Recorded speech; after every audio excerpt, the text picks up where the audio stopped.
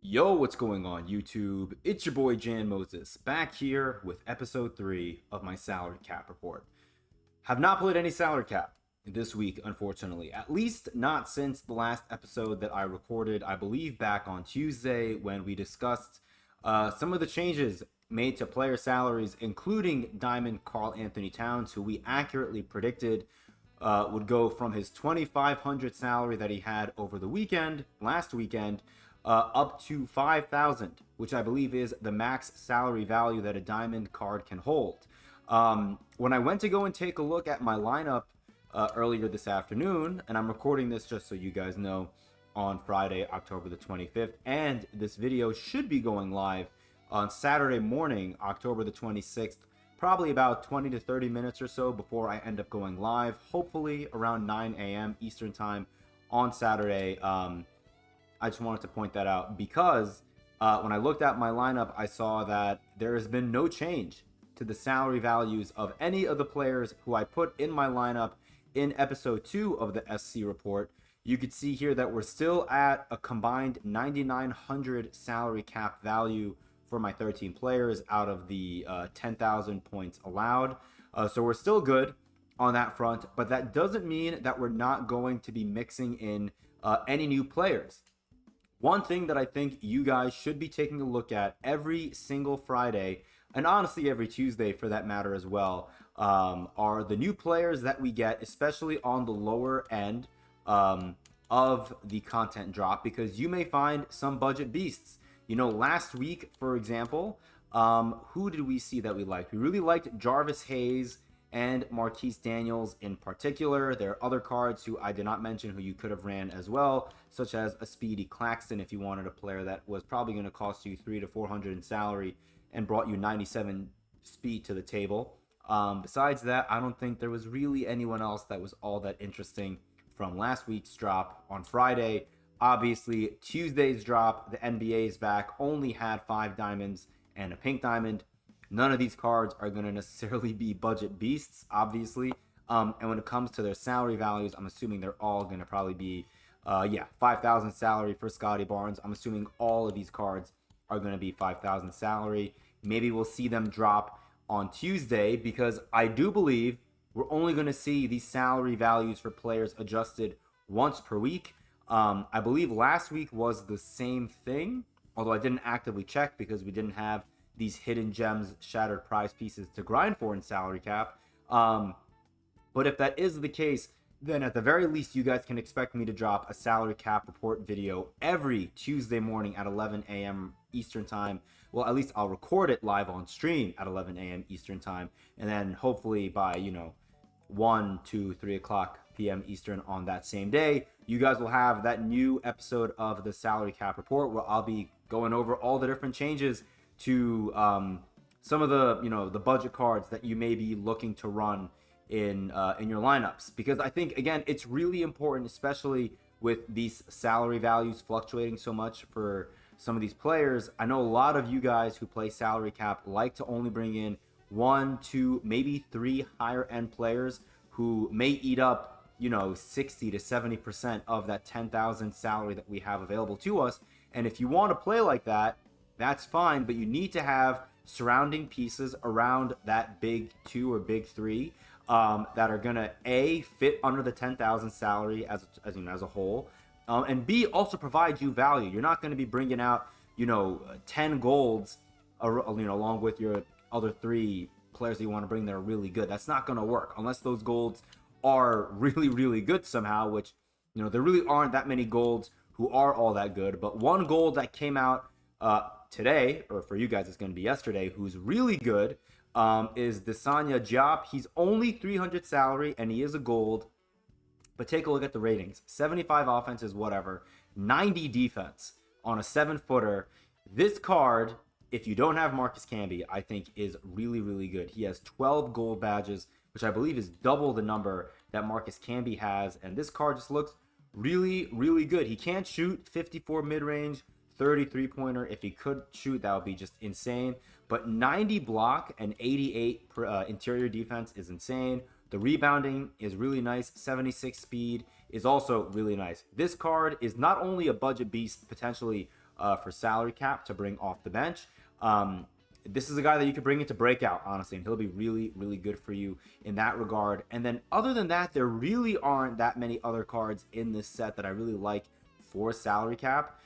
James Jones, really disappointed that he only comes with 3 silver badges and 1 bronze badge. I thought they were going to juice him a little bit more, but they did not show him any love. Jerome Williams was a card that I was hopeful was going to be good because he's a 6'9" small forward, but he can't shoot at all unless you only care about shooting the mid-range, which I do need a little bit of 3-point firepower from my 3, and Jerome Williams, unfortunately, does not bring that to the table. Keontae George, outside of Desanya Diop, is the only other low-tier card who I'm interested in from this drop. I do have Liddell Eccles, who I got from my 1 deluxe pack that I've opened so far, and he's fine. I just don't know if he's a good enough card that you would want to bring in as an Emerald. He's 500 salary. I feel like there are other better 500 salary Emerald cards that you'd be better off bringing, but hey, if you like his jumper, it's not a bad jump shot. You could bring him in. But Keontae George, he's only 300 salary. He's a 6'4" point guard. These are players that you could bring in at your 11th, 12th, and 13th man spots. And in the salary cap run that I had on Sunday, there were a couple of games where in that second half, it became a bit of a defensive slog fest, and I really needed to bring in a backup point guard or a backup center just for like 5 minutes because, you know, my bench point guard had like, 70 stamina, and then my Jalen Brunson, who was my starting point guard, was at an 82. So I really wanted to try to buy Jalen Brunson a few more minutes to get him up to, past an 85 stamina so that I could feel a little bit more comfortable running him until the end of the game. And so bringing in a guy like Keontae George would be really, really helpful. I had Jose Alvarado coming off the bench, for God's sake, and, God bless him, really good defensive point guard. And I'm not saying I'm going to add Keontae George and move on from Jose Alvarado, but Keontae George, 6'4" point guard, 83-pointer, 88 speed. So I think he'll be pretty solid for you. 79 perimeter defense, can at least hold his own, and he comes with 6 gold badges, including Gold Dimer, which is a badge that I love seeing on any of my point guards, honestly. So yeah, unfortunately, just Diop and Keontae George from this past week's Friday promo, which is kind of unfortunate given, we have 22 cards and 9 of them are Emerald and Gold. Only 2 of those 9 are potentially worthwhile when it comes to bringing them into your salary cap games. That's pretty frustrating. But 2K has given us a few things to grind, and I have completed enough agendas where I think I have a solid number of packs that I want to open here in episode 3 of the SC report. You can see here we got our 90+ overall premium player pack. From completing the breakout highlight. It did take me a while to get this done. I honestly just was really busy this week and did not have time after I streamed on Tuesday to get on the game and grind out breakout. I did spend a little bit of time last night and today grinding out a little bit of domination and obviously breakout, hence the 90+ overall for these packs right here. I believe I have a video that I already dropped. I'm going to record it after this one just to peel the curtain back for you guys. Covering what I believe is the best method to grind out these NBA is back agendas. And the reason why I'm mentioning this in a salary cap video is because all of these 84+ gem of the game packs could really give you some solid budget beasts to bring into salary cap.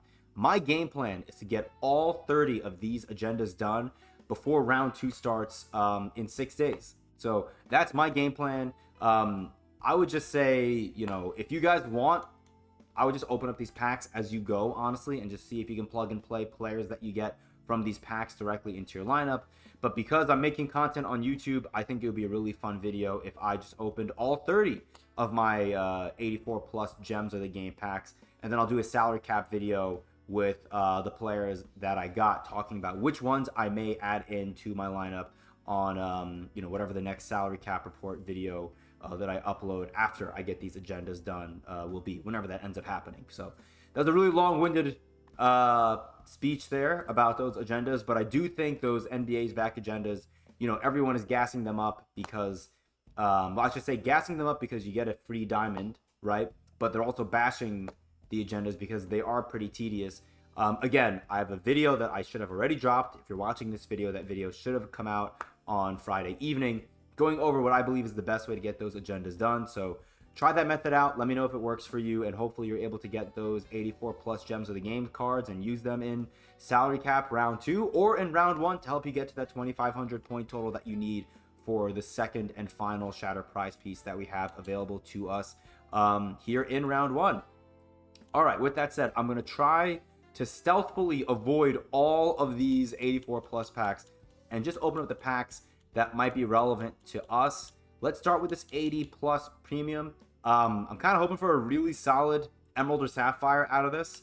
One that's not a Series 1 card, one that's not a card that I have. Let's take a look. We get a Sapphire. Let me quickly make sure that I am recording. I am. Hi, YouTube. All right, here we go. Let's see who we get out of our 80 plus premium pack. We get Lucius Allen. Now, I don't think Lucius Allen is a good three-point shooter, but he's a point guard that we can look at, and we'll look at him a little bit later. Actually, you know what? Let's look at him right now. I'm interested just to see. Very, very quickly, we'll go to Sapphire and look at Lucius Allen. I mean, an 84 doesn't really excite me all that much. He is 800 salary as well, which is not great. He can shoot the ball, an 84 three-pointer. How tall is he? 6'2", so that's not all that great. 84 3, 74 perimeter is not great, and an 85 speed. I have to say this card, ooh. All right, I mean, the badges aren't that bad. Honestly, they're really not that bad. I mean, this is a card that maybe I'll keep an eye on his salary value on Tuesday when we see the salary cap values adjusted. But as of right now, I would say I'm not exactly inspired by getting Lucius Allen out of that pack. But hey, I'll take a Sapphire out of an Emerald Plus pack.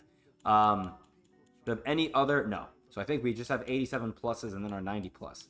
So here we go. This 87 plus premium player pack. This was just a regular 87 plus. This is the weekly login pack.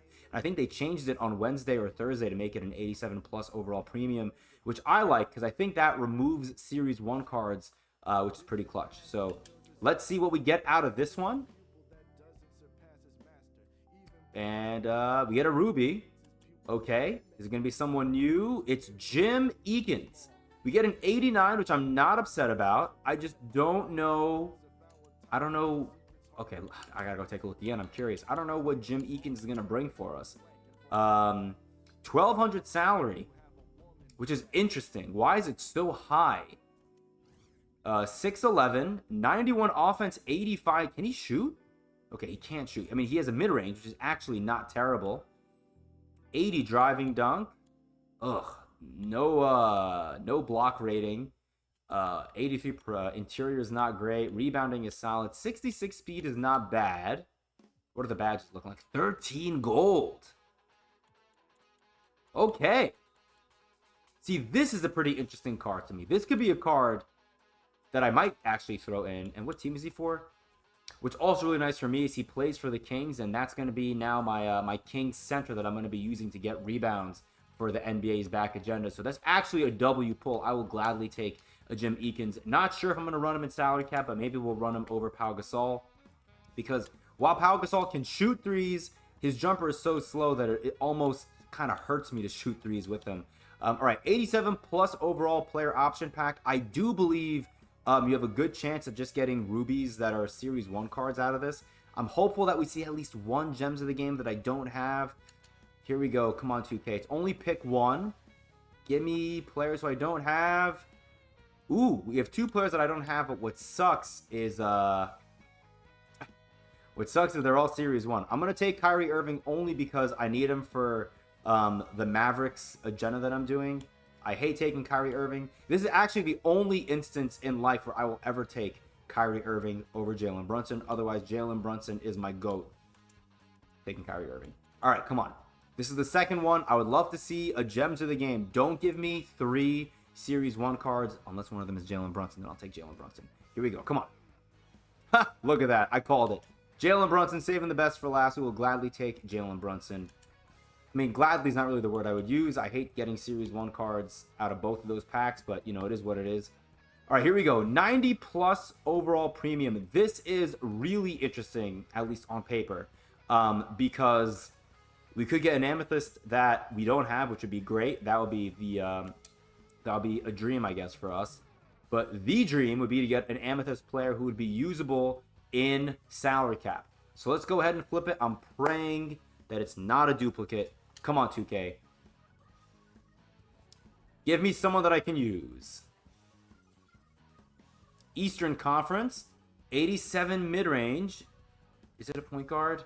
It's a shooting guard from the Pistons. Who is this? We get John Long. You know, I think people said that John Long wasn't bad. When we got that Amethyst Gems of the Game option pack a few weeks ago, I think he was a player that people were saying wasn't a bad option. I could be wrong. I could definitely be wrong.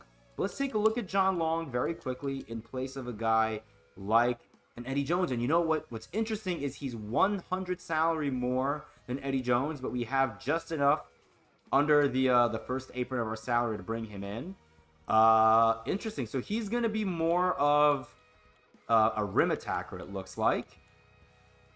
Gold interceptor, not bad. Let's see, what is his shooting like? 86-3.